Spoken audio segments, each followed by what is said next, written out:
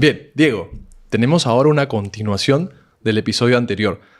Entiendo que puede ser que no avisamos que iba a ser un episodio de 2 partes, pero en realidad se nos fue de las manos. Tenemos que ser honestos. Como casi siempre, en verdad. Sí, es cierto. De hecho, cada vez que decimos que va a ser un episodio corto, siempre nos pasa que nos pasamos del tiempo. Pero bueno, sin más, bienvenidos a otro episodio del podcast de Life Lifting, el espacio donde les compartimos información para mejorar su salud. Así de simple. Así es. El día de hoy, como decía, tenemos la continuación del episodio anterior sobre el café. Principalmente el café, siempre vamos a hablar sobre cafeína. Primero que nada, quería empezar este episodio agradeciéndole a las personas que se tomaron un tiempo de preguntarnos. Porque de hecho, ¿qué habrá sido, Diego? ¿Hace un mes? Sí, por lo menos. Si no, sí, un poco más. Pusimos en nuestras redes que justamente estábamos preparándonos para hacer este episodio y preguntamos qué dudas tenían las personas que nos siguen en redes sobre el café. Por suerte, y de nuevo, gracias a las personas que participaron, nos hicieron un montón de preguntas. Después de filtrarlas, porque habían varias parecidas, ¿no? Que era un poco repetitivo, hemos llegado a estas 18 preguntas. Entonces les traemos este episodio sobre preguntas y respuestas sobre el café. Que de hecho hay varias, digo, que han estado súper interesantes. Porque ayuda bastante a tener un punto de vista completamente distinto al nuestro. Porque son cosas que a nosotros como nutricionistas, habiendo leído un montón de evidencia, no se nos ocurren, ¿verdad? Y nos amplían bastante el horizonte de conocimiento. ¿A qué voy? Quería solamente tomarme ese tiempo para agradecerles de nuevo y pues pedirles que sigan interactuando con nosotros porque hacen, mediante su interacción, que nuestros episodios sean mucho más ricos, lo cual los beneficia a ustedes. Sí. Vamos, entonces. Primera pregunta. Y creo que es de las más interesantes. Ya vamos a tocar esta pregunta porque es parecida en varias, pero bueno. Empecemos con esta. ¿Se mantienen los beneficios del café en el café instantáneo? Es una pregunta que para responderla estuvimos buscando al respecto. Más adelante igual hay otra pregunta sobre el café instantáneo donde vamos a dar un par de pinceladas más. Pero básicamente lo que hay que entender acá es que independientemente del contenido de cafeína, algo que se busca en un café es que sea rico en antioxidantes, ¿no? Y lo que se ha visto cuando se han analizado muestras de café es que cuando se les expone a muchísima temperatura, que son grados pues tostados muy elevados o muy oscuros, no se pierde casi nada de cafeína, pero sí se pierden antioxidantes. ¿Y eso por qué es interesante? Porque ya se ha estandarizado un método para medir la calidad del café en base al ratio entre la cafeína que tiene un café y la cantidad de antioxidantes medidos por la presencia de ácido clorogénico. Entonces, de esa forma, vemos si es que hay un ratio alto de ácido clorogénico de cafeína para ácido clorogénico, implica que el café no es muy bueno, porque tiene mucha cafeína y pocos antioxidantes.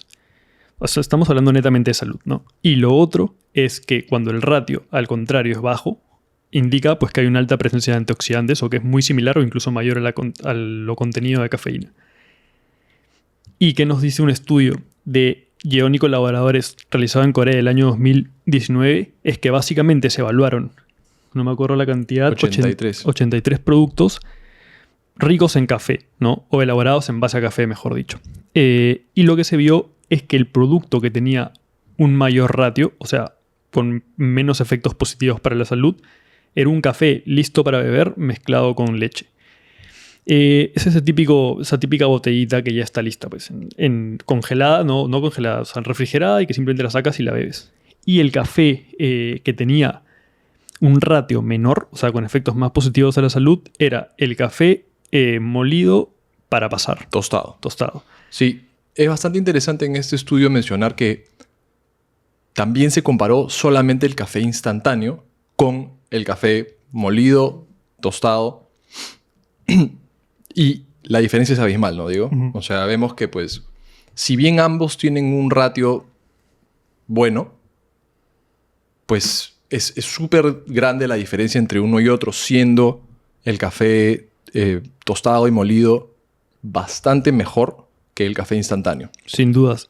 Y de hecho, nos estábamos preguntando justamente antes si es que era por la leche, quizás, ¿no? Que el contenido de ácidos de polifenoles o antioxidantes sea menor en este producto, pero luego vimos que también otro café que era listo para tomar, que no tenía leche, pues tenía un ratio bastante alto también. Entonces, Acá lo que vemos es que normalmente mientras más procesado esté el café, o sea, ya sea el café instantáneo o cafés ya listos para beber, suelen tener una concentración de cafeína casi intacta o similar a las otras, pero un contenido de antioxidantes menor, lo que nos haría decir que el café instantáneo sí pierde propiedades en comparación al café, propiedades benéficas para la salud en comparación al café molido para pasar, ¿no? Y Sí, tostado. de acuerdo. Y lo importante aquí es decir que la cantidad de cafeína probablemente no se vea afectada, ¿no? Pero lo que estás perdiendo, y como dijimos en todo el episodio anterior al momento de ver los beneficios del café a la salud, se pierden justamente esos antioxidantes. Claro.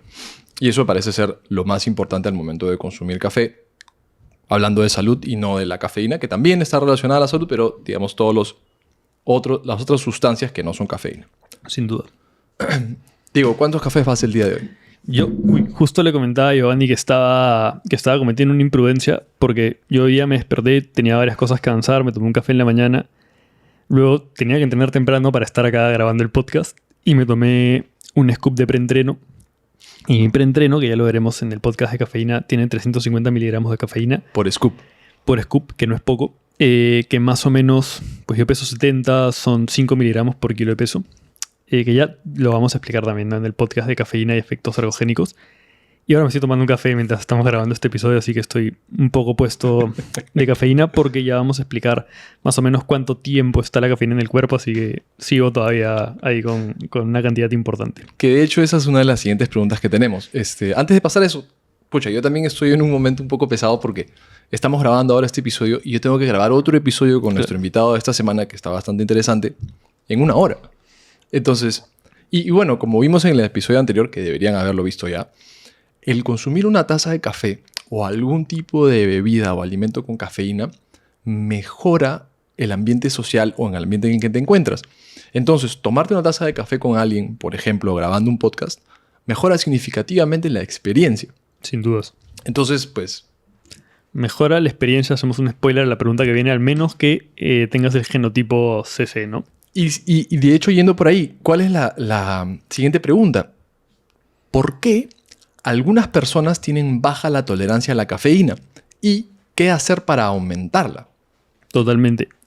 Lo que vimos en el podcast pasado es que hay gente que es más y menos respondedora a la cafeína, o que responde mejor o peor. Y esto está relacionado principalmente a polimorfismos que hay en el receptor de adenosina, ¿no?, que es el ADORA2A, específicamente el 2A. Y vemos que los de genotipo CC no son tan buenos respondedores, beneficiándose menos de los efectos cognitivos, digamos, de la cafeína y teniendo una mayor tendencia a generar ansiedad, ¿no?, donde tienen quizás el café es una sustancia ansiógena, creo que es el término, o sea, que genera ansiedad. Y los CC pues están más predispuestos a que se les generen altos niveles de ansiedad, mientras que los TT son aquellos que, como creo que soy yo, por ejemplo, podemos consumir café y no tenemos pues esta ansiedad que se suele generar a menos que llegues pues a dosis excesivas, que es importante saber que por encima de 6 miligramos por kilo de peso ya puedes tener pues repercusiones a la salud, hablando de las más simples, pues ansiedad, estrés, anomalías en el sueño, ¿no? Sí, entonces para responder a la pregunta de manera un poquito más concreta, ¿por qué algunas personas tienen baja tolerancia? Pues es genético. Sí. Es lo que nos tocó en las cartas cuando nacemos y pues es una modificación o un polimorfismo dentro de un gen específico para la recepción de justamente adenosina. De acuerdo. ¿Se puede hacer algo para aumentar la tolerancia? Sí, pero hasta cierta medida, ¿verdad? Sí, o sea, justo eso era un factor que no había mencionado que me parece también relevante. Que una persona puede tener poca relevancia porque por más de que sea del genotipo TT, quizás es una persona que no suele consumir café con regularidad, entonces cuando lo consume se pasa de vueltas, digamos. Pero quizás, y no se trata de forzar obviamente, pero quizás la segunda o tercera vez que consumas café ya no te pase eso porque ya te has adaptado un poco más a la sustancia, que es lo que pasa con casi cualquier sustancia que consumimos, ¿no? Y siempre que recomendamos el consumo de café, el común denominador es, pues, empieza desde lo más bajo, ¿no? De acuerdo. Porque si te vas a beneficiar, y voy a tirar una cifra por tirarla, si te vas a beneficiar con 50 miligramos de café, ¿para qué vas a consumir 150? De acuerdo. Empieza por lo más bajo y idealmente trata de quedarte en la parte baja del espectro el mayor tiempo. Y de hecho, hablando de estos miligramos y cuánto deberíamos tomar, nos preguntan, ¿cuántos gramos, me imagino que miligramos, son recomendables para pre-entreno? ¿Cuántos gramos? Imagínate lo que sería, ¿no? Sí, sí. Vimos que son ¿cuántos? O sea, el consumo ideal, o lo que suele decir la evidencia siempre, es de 3 a 6 miligramos por kilo de peso, que al día de hoy sabemos que se puede extender incluso de 2 a 6. De 6 a 9 puede que tenga también un efecto ergogénico, pero ya te pones en riesgo de sufrir pues, efectos secundarios de la cafeína, como la ansiedad, que he dicho que no te interesa obviamente tener altos niveles de ansiedad. Por lo que es más interesante colocarnos en el rango de 2 a 6, ¿no? Sí, y de hecho, para que se den una idea, yo con mi peso, el rango es entre 160 y 400 miligramos de cafeína. 500, perdón. Claro. Es un montón. Es bastante. Es un rango bastante amplio. Entonces, como siempre, ¿no? Empiecen de atrás o de lo más bajo hacia lo más alto. Sí, no sean imprudentes. No. Sí, sí. Y para poder reforzar esto, en el episodio anterior donde hablamos de café, les damos un rango bastante aceptable de cuál es la concentración de cafeína que pueden obtener por taza de café, dependiendo del método que utilicen. Total. Siguiente pregunta. Digamos que ya sabes cuántos gramos o miligramos de cafeína vas a tomar. ¿Cuánto dura el efecto de una taza de café? Sí, justamente estuvimos revisando eso también y vimos que el promedio de tiempo en el que te demoras en depurar, digamos, la cafeína del organismo son unas 5 horas. Pero es verdad que este rango va a oscilar, o sea, es muy heterogéneo en la población y va a oscilar entre 1.5 horas y 9.5 horas. Entonces, ojo con la hora en la que la consumes de acuerdo a tu hora regular del sueño. Y de hecho ya habla algo que es demasiado específico, es que vemos que la tasa de depuración plasmática es de 0,078 litros por hora por kilo de peso, ¿no? Para ir ya un poco más específicos. Igual hay que tomar en cuenta que hay varias variaciones innatas en los sujetos y también ambientales, ¿no? Como puede ser la obesidad, el consumo de tabaco, los genes que te predispongan, entre otros. El embarazo, ¿no? Entre esos. Entonces, para responder a la pregunta, pues depende bastante. Claro, y además, como lo vimos también en el podcast anterior, vemos que la cafeína, se metaboliza casi al 100% en el hígado, específicamente en el citocromo P450. Entonces, nuevamente, un polimorfismo en el citocromo, principalmente un genotipo AA, va a metabolizar la cafeína de forma rápida. O sea, van a ser aquellos que quizás estén pues, más en el rango de 5 horas para abajo. Mientras que los ACCC son aquellos que son metabolizadores lentos. O sea, son estas personas que normalmente tú escuchas, ¿no? Que se toman un café a las 9 de la mañana y no pueden dormir a las 10 de la noche. Entonces, esa gente, un sabio consejo es que mejor no consuman café, ¿no? Antes de pensar en pues, ver cómo es su gen y pues sacarse una prueba de sangre, nada que ver. Simplemente tomen el café con conciencia, pensando en cómo están al momento de echarse a dormir a la hora que habitualmente duermen, ¿no? Tal cual. Sí. Siguiente pregunta. ¿Cuánto tiempo después de tomar una taza de café hace efecto la cafeína? Bastante buena pregunta. Sí, y como hemos visto, esto va a depender de una serie de variables genéticas y también ambientales, ¿no? Pero el tiempo promedio es de 30 a 60 minutos después del consumo.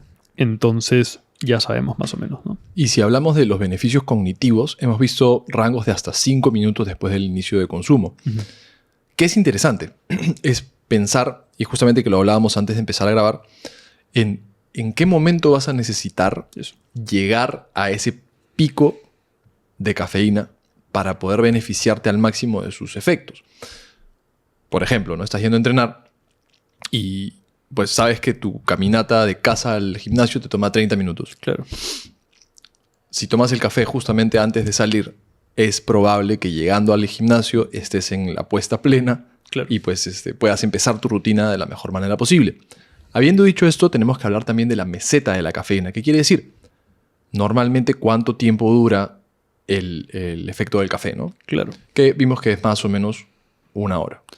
Sí, y sobre lo que has mencionado, se suele confundir estos 30-60 minutos con el inicio de la actividad, ¿no? Cuando en realidad debería ser, como tú dices, con el pico máximo de la actividad. O sea, por ejemplo, si tú tienes una parte del entrenamiento que es más dura que la parte inicial, en donde más o menos aproximas, calientas, no te interesa estar puestísimo en la aproximación, sino te interesa estar puestísimo, por decirlo de alguna forma, en la parte más dura de tu entrenamiento. Entonces no seas como yo y no te metas el pre con tanta anticipación, porque luego caminas por la calle así mirando grueso a la gente.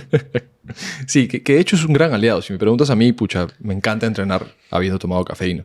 Claro. Pero también me pasa, ¿no? Que, pucha, tomo la cafeína mucho tiempo antes y ya pues quiero empezar a saltarme la parte inicial de calentamiento, de movilidad articular, justamente por estar, como decimos, puestazo, ¿no? Que es un problema, es un problema. ¿Cuánto café es contraproducente para la concentración? Creo que va de la mano de la pregunta anterior también, ¿no? Sí. Depende mucho de nuestros genes, depende mucho de cómo metabolicemos el café y depende bastante del método que utilicemos para poder saber cuántos miligramos, ¿no? Claro, y yo no sé si alguien experimentó alguna vez un cuadro agudo de ansiedad, pero obviamente sabiendo que el café es una sustancia ansiógena, bueno, la cafeína, sabemos que si te genera un alto cuadro de ansiedad, pues no, vas a estar nublado, no vas a poder concentrarte en la tarea que quieres hacer. De hecho, yo recuerdo exámenes en la universidad en los que tomaba café o cafeína y ya de por sí estaba ansioso por el examen y se potenciaba, que incluso lo vamos a ver en el siguiente podcast, pero no se aconseja probar la cafeína en una competición por primera vez, porque ya la competición de por sí te va a generar ansiedad y si tú pruebas algo que no has probado y te genera más ansiedad, pues se te puede ir de las manos. Y lo mismo para tareas cognitivas, ¿no? Empiezas a sumar sobre el efecto que ya tienes y no es lo que estás buscando, ¿no? Que de hecho, para ahondar en lo que acabas de decir, que no quieres probar absolutamente nada nuevo antes de una competición. Totalmente. Independientemente de lo que pueda hacer. Siguiente pregunta. y bastante interesante, ¿ya? Porque pues seguramente a alguna persona aquí le ha pasado. ¿Por qué el café suelta el estómago? ¿Se puede evitar de alguna manera? A ver, lo que hemos visto es que la cafeína o el café en general tienen la capacidad de, mediante la activación del sistema nervioso entérico, que básicamente es el que conecta el cerebro con los intestinos o en general todo el tracto digestivo, lo que hace al estar activado es aumentar la motilidad, o sea, gástrica, o sea, las contracciones en el estómago y en el intestino, lo que obviamente pues, va a invitarte a un descenso o en evacuación, ¿no? Y también podría estimular la secreción de ácido clorhídrico por el revestimiento gástrico, lo que también podría estimular las ganas de ir al baño. Que yo no lo veo negativo del todo. O sea, obviamente que te suelte el estómago y que, no sé, no tengas un cuadro de diarrea no es lo ideal, pero no, o sea, no está del todo mal que te ayude a ir al baño, ¿no? Sí, y la siguiente pregunta va, o sea, es un poco parecida, que es, ¿el café ayuda a ir al baño? Sí. Y sí, ¿no? O sea, de hecho conozco bastantes personas, amigos principalmente, ¿no? Que me dicen, pucha, no, mi café en las mañanas y directamente al baño, ¿no? Sí, yo soy uno de esos también. Que de hecho está bastante bien, ¿no? Es justamente lo que decía, si tus disposiciones son regulares después del estímulo que te da la cafeína, pues genial, ¿no? Siguiente pregunta. ¿Cuántas horas deben pasar para eliminar la cafeína de una taza de café de mi cuerpo? Sí, ya lo dijimos hace un ratito. Es un promedio de 1.5 a 9.5 horas y si lo estandarizamos son 5 horas promedio, ¿no? Sí, y lo que sucede con ese tiempo es que es el tiempo de vida media del café en el organismo. Uh-huh. Entonces, que tiene que pasar ese tiempo para que la cantidad de cafeína que has consumido se vaya a la mitad. Claro. Y después tiene que volver a pasar esa misma cantidad de tiempo para que esa cantidad de cafeína se vaya otra vez a la mitad y otra vez a la mitad hasta que desaparece. El tiempo de vida media se utiliza como un rango bastante certero para poder aproximar cuánto tiempo dura el efecto, Uh-huh. más no la presencia de cafeína. Sí, recordemos incluso que en el podcast anterior vimos que gente que había consumido 200 miligramos de cafeína en la primera hora del día tenía... ¿cuál es la palabra? Tenía variaciones en la macroestructura del sueño negativas, ¿no? Con una reducción de las ondas lentas.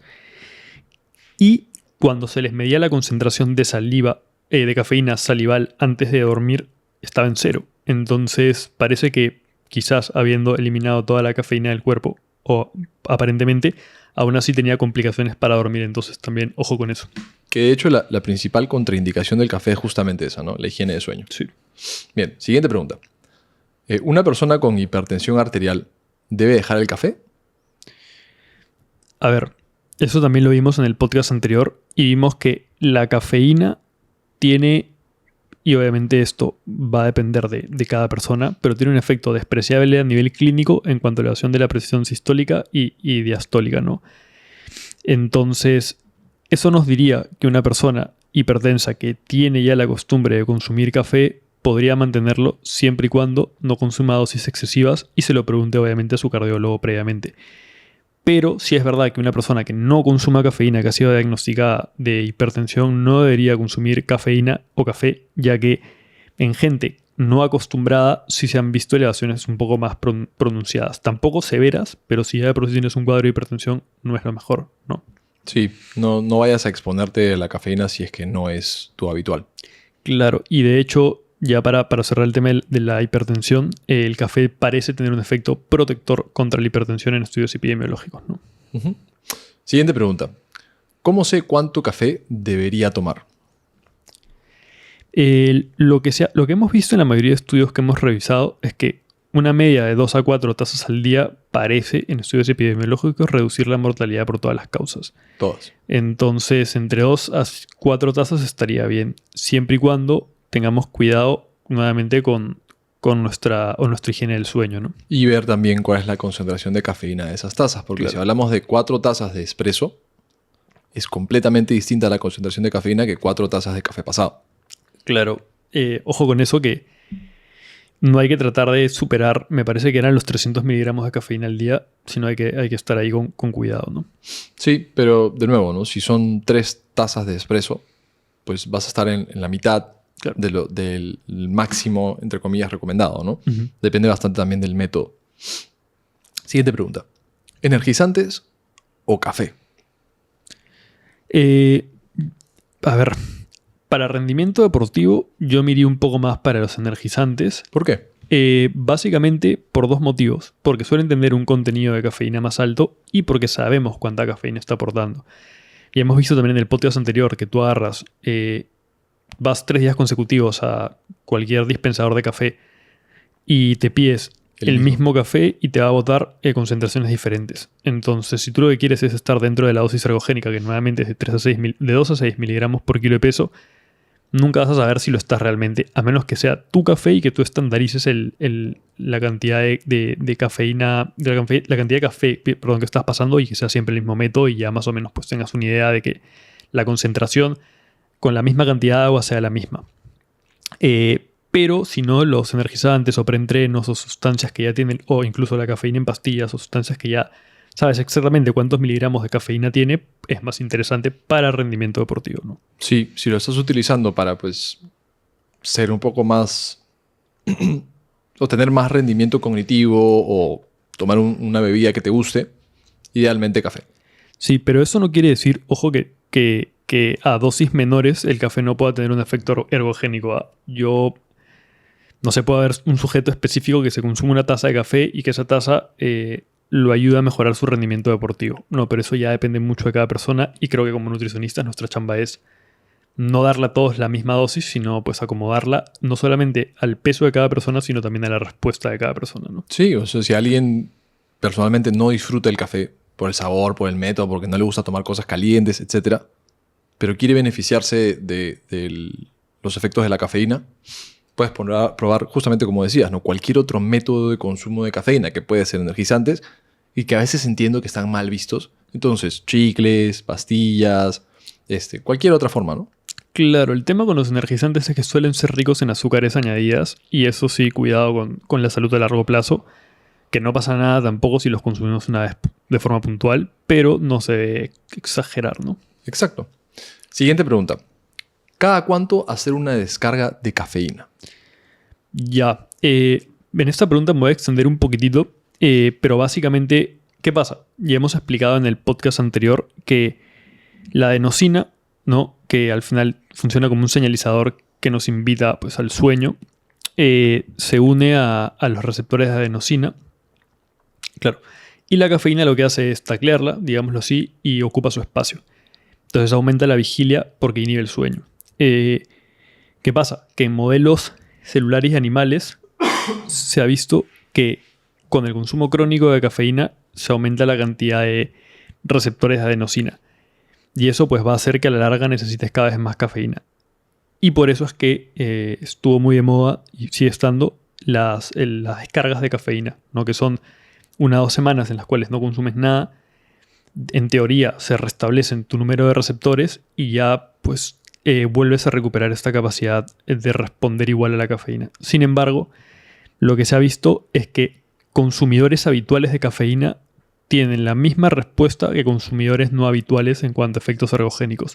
Entonces, ¿eso qué significa? Que si eres cafetero al mango, no tienes por qué dejar de consumir café.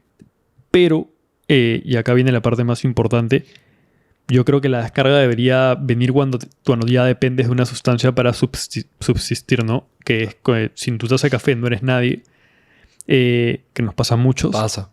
Es probable que tengas que probar no consumirla por un tiempo, pero quizás si estás con mucha carga laboral o en tu etapa pico de entrenamiento, no es un buen momento para dar ese paso, pero ya cuando estás como sometido a menos estrés o tienes menor carga, pues puedes probar darte una descarga de 1 o 2 semanas, ¿no? Sí, de hecho el tiempo normal de washout de cafeína, o sea, para que tu sensibilidad a la cafeína regrese, es en promedio 6 a 12 días.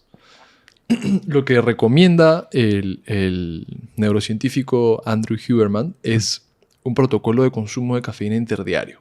Claro. Ahora, personalmente no considero que sea dependiente de la cafeína, pero sí es cierto que tengo que ser honesto y decir que mi día con cafeína tiene mucha más productividad que mi día sin cafeína. No es que mi día sin cafeína no haga nada y me quede en la cama todo el día, pero sí siento esa diferencia, obviamente. Uh-huh. Si me dices a mí, oye, mira, un día alto en productividad y un día bajo en productividad, con consumo de cafeína y sin consumo de cafeína interdiario, pues no me parece una mala una mala inversión, pensando en que no voy a generar o voy a generar menos esa dependencia, ¿no? Totalmente. Y además hay que tener en cuenta que normalmente cuando dejamos la cafeína tenemos una especie de abstinencia, síndrome de abstinencia, donde hay dolores de cabeza, mal humor, neblina mental, y eso pues va a perjudicar aún más tu rendimiento cognitivo deportivo, por lo que nuevamente hay que acomodar bien ese washout, ¿no? Y ver cuándo es el mejor momento para ponerlo. No es que sea necesario entonces, pero podría ser interesante. Sí. Bien, siguiente pregunta. ¿Cómo consumir el café para que no afecte nuestro descanso? Uh-huh. Que de hecho pues tenemos que revertirnos un poco a lo que estamos diciendo, ¿no? Que ya suena un poco repetitivo, pero es que tenemos que percutir en la mente de las personas para que entiendan esto, ¿no? Parece ser que son ¿cuántas horas, Diego? Un promedio de 6 horas de diferencia con la hora en la que te sueles ir a dormir comúnmente. Pero hemos visto pues que esto varía en muchos sujetos y que además en la gran mayoría de personas la cafeína sí afecta no el ratio, sino la relación entre sueño y vigilia, digamos. Siendo gente que normalmente se siente más cansada a lo largo del día y les cuesta más conciliar el sueño, ¿no? Porque al final, como cualquier cosa, genera pues una dependencia y eso trastoca un poco el funcionamiento general del organismo, pero sin dejar de lado la cantidad de beneficios que nos puede otorgar en la salud, ¿no? Y siempre mencionar que no existe tal cosa como la inmunidad a la cafeína, ¿no? Eso es importante. Sí. Entonces, pues, hay gente, no, pero si yo pues salgo a cenar, me tomo un café y duermo perfecto. Claro. Claro. Tal vez llegas a quedarte dormido o dormida y duermes toda la noche, pero la calidad de sueño, lo que hemos visto en los estudios, es que es completamente distinta, ¿verdad? Vas a estar más tiempo en sueño ligero y menos tiempo en sueño profundo, ¿no? Siguiente pregunta. ¿Se puede tomar café luego de las 6 p.m.? Pucha, la razón de existir de este podcast es justamente para impartir información, ¿no? Entonces, ¿se puede? Claro que se puede, pero tienes que saber los efectos que puede tener en tu sueño, en tu higiene de sueño, en lo que va a pasar en los siguientes días por haber dormido mal una noche, ¿no? Claro que se puede. Digamos que tienes algún tipo de evento importante a las 12 de la noche y tienes que quedarte despierto y quieres estar con la mayor cantidad de rendimiento cognitivo posible. Pues claro, entendiendo que es muy probable que tu calidad de sueño se vea afectada. Claro, yo lo veo principalmente interesante para gente que trabaja de noche, ¿no? Que al final tienen el día un poco invertido, entonces ahí puede ser bastante relevante. Sí, pero si no, y si nos quieren preguntar o tener una respuesta muy generalizada, pues mejor no, ¿no? Mejor no. Mejor no. Siguiente pregunta y penúltima. ¿El café instantáneo, al ser diluido en frío, pone? O sea, agarras una cucharadita de café cualquiera instantáneo, lo pones en la taza y en vez de ponerle agua caliente le pones agua fría, ¿sigue funcionando igual? Sí pone, ¿no? Claro que sí. ¿Y por qué? ¿Ya? ¿Qué es? O sea, para responder esta pregunta, pues tuvimos que irnos a ver qué es el café instantáneo, ¿no? Y cómo se hace. La cosa del café instantáneo es que es café pasado, como el que pasarías buenamente en tu casa de cafetera de gota a gota, Claro. pero pasa por un proceso por el cual, al someterlo a temperaturas altas y después bajas muy rápido, se hace de líquido a gaseoso y de gaseoso a sólido, quiere decir se calienta y después se enfría muy rápido y quedan estos gránulos de café. Claro, se liofiliza, creo que es. Entonces, el café instantáneo es café normal, solamente que, pues, que ha sido deshidratado súper rápido. Y quedan como esos gránulos, ¿no? No importa cómo lo rehidrates, igual va a poner. Tal cual. Es cierto que pues en el agua caliente va a tener un poco más de facilidad para disolverlo, pero no es que pues pierda sus propiedades por ser disuelto en agua fría. Totalmente. Sí, esta pregunta se la voy a mandar a un amigo que no es quien hizo la pregunta, es otro amigo que pues de chicos no sabes cómo se peleaba diciendo que no puede ser, que el café instantáneo tiene que ser con agua caliente, que si no, no pone. Y le decía, pero no tiene ningún sentido. No, bueno, ahora con ese sustento le voy a mandar el episodio a ver qué onda. ¿Y cuál es la última pregunta, Diego? La última pregunta, nuevamente, o sea, más que una pregunta es café instantáneo versus café de verdad, entre comillas. Teniendo en cuenta que el café instantáneo también es café de verdad, pero bueno, ya en una de las primeras preguntas dimos algunas pinceladas acerca de las diferencias entre ambos. Y entonces acá básicamente vamos a tocar otro estudio, también realizado en Corea, que se evaluó una muestra de 17.953 coreanos. Y lo que se vio es que en consumidores acérrimos de café habían pues una mayor tendencia a desarrollar síndrome metabólico. ¿Y cómo puede ser esto, Diego, si lo que hemos visto nosotros era completamente lo contrario? Claro, estos resultados alarmantes justamente llevaron a hacer un subanálisis y se vio que aquellos que aumentaban el riesgo de síndrome metabólico eran los que tenían un consumo de café instantáneo. Y cuando se profundizó un poco más, se vio que este café instantáneo normalmente venía con leche deshidratada añadida y azúcares añadidas. Entonces, al final, lo que genera este efecto negativo o pervertido de la salud es la leche entera deshidratada y los azúcares añadidas, ¿no? Pero cuando se vio gente que consumía café filtrado, se vio que no tenía ningún efecto perjudicial, sino más bien protector. Lo que ya explicamos en el podcast pasado, que con un café filtrado ya es imposible que te genere algún riesgo el café en general, porque evitas pues el paso de los diterpenos que hemos visto que pueden elevar ligeramente el colesterol, ¿no? De verdad que bastante bien y pues nos queda como recordatorio para hacerles, para la redundancia, acordar que el café filtrado o pasado, negro, versus un frappuccino, Claro, son dos mundos completamente distintos, ¿verdad? de acuerdo. Claro, el shot de espresso o el doble shot de espresso que lleva una de estas preparaciones va a estar ahí. El problema es todo lo demás, ¿no? La crema de leche, el azúcar, el jarabe, etcétera, ¿no? Sí, o sea, no esperes beneficiarte del consumo de cafeína o de café si lo llenas de más cosas que pues al final no solamente te estén agregando calorías, sino que estas calorías provengan pues de grasas saturadas y azúcares añadidas, ¿no? Sí, que puede llegar a ser un número alarmante de calorías por lo que hemos visto, ¿no? O sea, uno de estos puede tener entre 600 y 900 calorías. De acuerdo. Pero, y como siempre decimos, lo importante no es fijarse en la cantidad de calorías que puede tener una bebida, sino pues en todo lo otro que estás aportándole a tu cuerpo solamente por tener un ultra palatable, ¿no? De acuerdo. Sí. Y bueno, con eso terminamos este complemento del episodio pasado, donde hemos respondido a sus preguntas que nos hicieron en redes sobre el café. Para terminar, Diego, quería tomar un momento para pues, agradecerles de nuevo a las personas que nos han escrito y nos han contactado, porque esto le da bastante más valor al podcast, o a los episodios también, para poder responder a las preguntas que nos hagan, genuinas preguntas que tengan las personas que nos ven y nos escuchan. Sí, de hecho incluso podrían mencionarnos temas de los que quisieran que hablemos o quizás incluso invitados que quisieran que tengamos para poder hacerlo más dinámico, ¿no? Sí, de verdad que sí. Entonces cerramos justamente con ese pedido. Diego, como siempre es un gusto, hemos grabado 2 semanas y días después de no haber grabado como un mes, así que nos estamos volviendo a reconectar.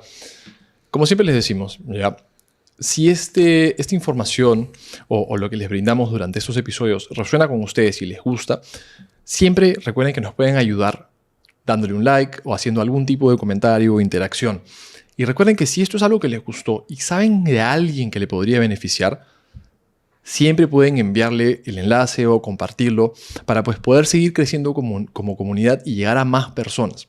De nuevo, queda solamente agradecerles porque este complemento de episodio, o no episodio digamos, es gracias a ustedes por la información que nos pudieron dar al momento de darnos sus preguntas. Así que uno más a la bolsa, digo. Gracias de nuevo por sintonizarnos. Hasta la próxima.